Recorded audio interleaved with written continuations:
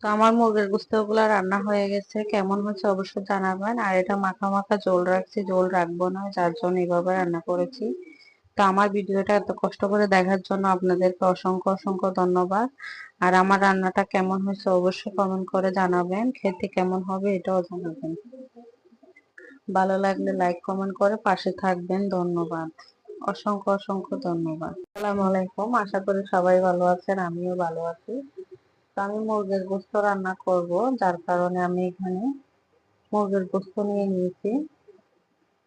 এদিকে তেল দিয়ে দিতেছি, আমি পেঁয়াজ কুচি দিয়ে দিব আমার পরিমাণ মতো।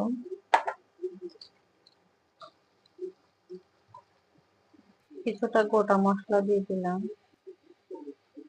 আমার পেঁয়াজটা লাল হয়ে গেছে, এই পর্যায়ে আমি পানি দিয়ে মশলা দিব।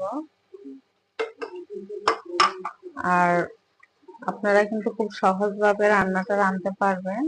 শিখনে এটাই, অনেকে বলে কাটা পেঁয়াজ দিয়ে রান্না করা যায় না, বাটা পেঁয়াজ তারা ব্লেন্ড করে নেয় কিংবা কেটে নেয়। তো আমি এখানে শুধু কাটা পেঁয়াজ দিয়ে মুরগির গোস্তটা রান্না করব। আর এখানে আদা বাটা, রসুন বাটা আছে, হলুদ, মরিচ, জিরা, ধনিয়া, লবণ সবকিছু আছে। এই পর্যায়ে মশলাটা কষানোর পর আমি একসাথে আলু আর মুরগিটা কষিয়ে নিব। তো চাইলে কিন্তু আলাদা করে মুরগিটা কষাতে পারেন, তারপরে আলুটা দিতে পারেন। তো এটা হচ্ছে আরেকটা শিক্ষণীয় জিনিস, আলু মুরগি কিন্তু একসাথেও কষানো যায়, চাইলে আবার আপনার চয়েস মতো আলাদাও কষাতে পারেন। আমার মশলার তেলটা কিন্তু বেশি গেছে, এ পর্যায়ে আমি আলু আর মুরগিটা দিয়ে দিব। আজকে ঝামেলা ছাড়া সব একসাথে নিয়ে রান্না করব আমি। এদিকে টমেটো দিয়ে দিলাম, দিয়ে আমি ভালো করে আজকে কষিয়ে একসাথে জল দিব। আলুগুলো একটু বড় বড় সাইজের দিয়েছি, যেহেতু আলু বেশি দিব না, নিয়মের মানে এক জারে দিয়ে এক পিস আলু দিব।